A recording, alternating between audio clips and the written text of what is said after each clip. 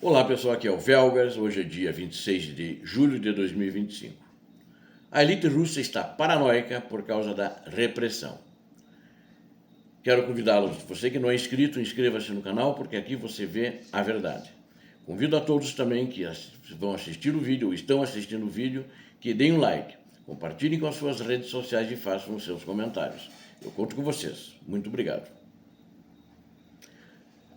Na Rússia está uma situação estranha.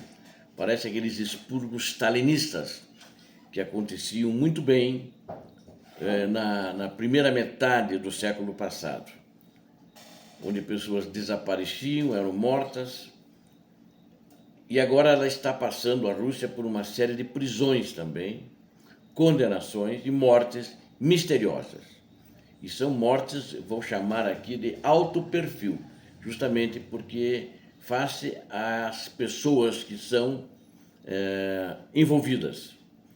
Os mais altos escalões do governo, empresários, os oligarcas, né?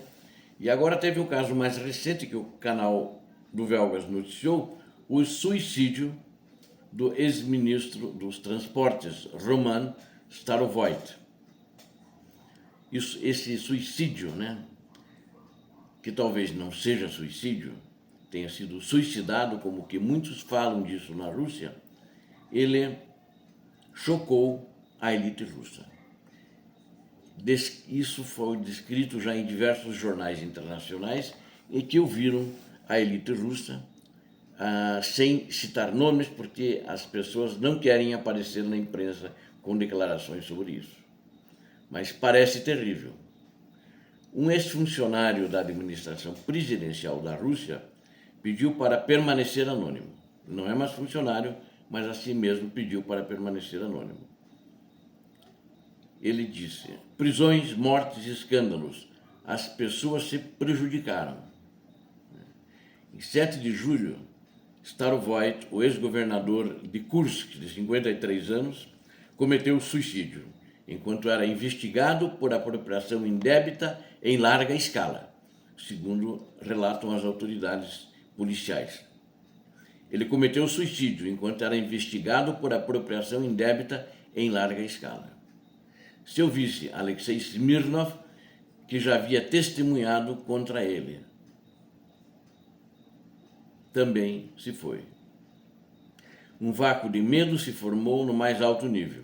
O que é realmente estranho é que o presidente russo, Vladimir Putin, não tenha expressado qualquer simpatia. Até o primeiro-ministro permaneceu em silêncio. Isto é um sinal. Os russos entendem isso como um sinal de que a ordem deve ter partido do Kremlin para ele ser suicidado. Até agora, tribunais têm proferido décadas de pena de prisão, até mesmo para ex-vice-ministros da defesa, que foi o caso recente. Alguns caem de janelas, tornou-se uma metáfora política cair de janelas. O vice-presidente da Transneft, Andrei Badalov, não sobreviveu a uma queda de uma sacada.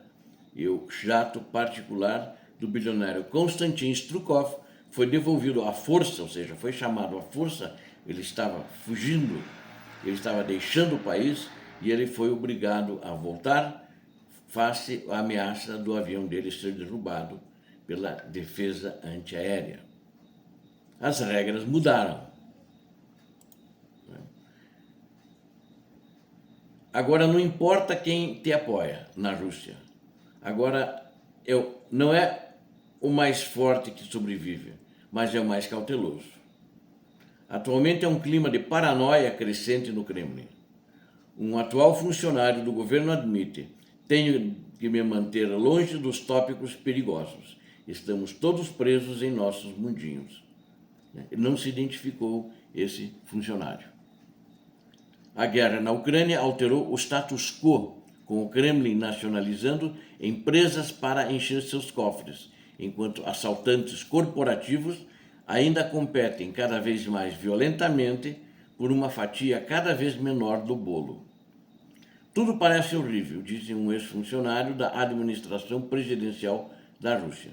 Se você observar a recente prisão de altos executivos de empresas estatais, as mortes misteriosas, pessoas no governo e na política, estão, com o perdão da expressão, ele falou um palavrão aqui que eu não vou dizer, né? Mas ele usou uma expressão, que está todo mundo, vou usar um termo mais leve em português, está muito se danando, todo mundo se lixando, né? Então não vou falar palavrão aqui. O Andrei Soldatov, que é um especialista em serviços de segurança da Rússia, ele concordou que o Kremlin está trabalhando em conjunto com o FSB. FSB igual a KGB, né? Que na realidade é a mesma coisa. Porque ele diz isso, mas eu acho que isso é uma coisa muito óbvia, porque todo o Kremlin que está lá, a cúpula principal, ela é ex-KGB. Ex-KGB também não existe, porque o próprio Putin disse, não existe ex-KGB. Uma vez que você entrou na KGB, vai ser KGB até morrer. Por causa disso, todos aqueles que saem da KGB, desertam da KGB, normalmente o Putin tem mandado matar, como anos atrás mandou matar gente em Londres.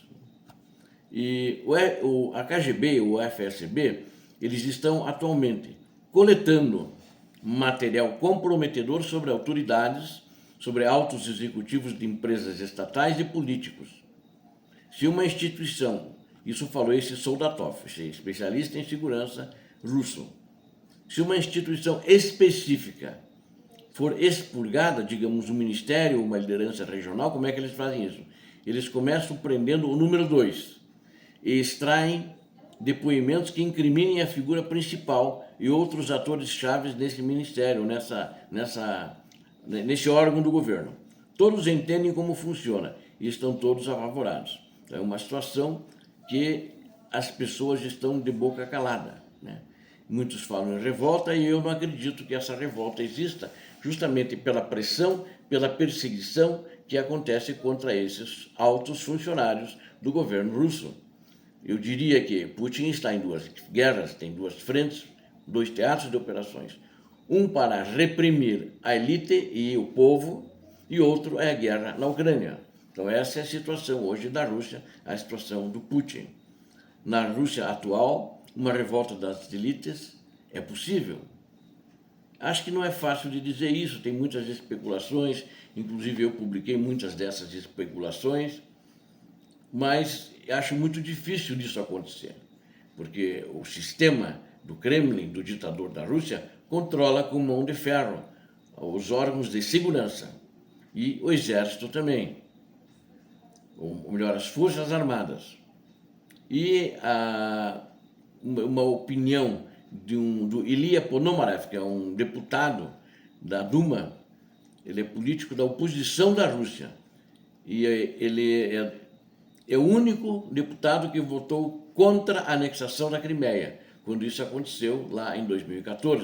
Ou seja, o único que não concordou com a anexação da Crimeia. Segundo ele, o principal fator da política é o fator tempo. O principal fator, e, portanto, qualquer questão levantada deve ser esclarecida. É possível uma revolta das elites na Rússia antes do final do verão? Essa pergunta foi feita para o Ponomarev. Não. É possível uma revolta nas elites antes de 2026? É uma outra pergunta feita para ele. Ele respondeu, é possível, mas a probabilidade é muito baixa se o limite de tempo para a questão for totalmente removido. Então é claro que é possível, enfatizou ele, o Ponomarev. Ele observa que as elites russas são absolutamente sem princípios. Elites russas são absolutamente sem princípios. Elas só pensam em dinheiro e interesses pessoais. No momento, Putin tem a capacidade de satisfazer a maioria desses interesses, mas não são todos. O descontentamento das elites russas aumentou acentuadamente em abril e junho desse ano, porque não conseguiram chegar a um acordo com Trump. As elites acreditavam que a proposta era ótima e deveria ser aceita. No entanto, ele chamou assim o líder e sábio professor, está se referindo ao ditador da Rússia. Estava esperando que o Ocidente cedesse. Bem, o Ocidente cedeu, não cedeu, e o chefe não está pronto para a paz. As elites estão se perguntando Por quanto tempo terão que sofrer até que ele realmente amadureça? Ele, o ditador da Rússia, para fazer a paz. Portanto, o descontentamento aumentou acentuadamente.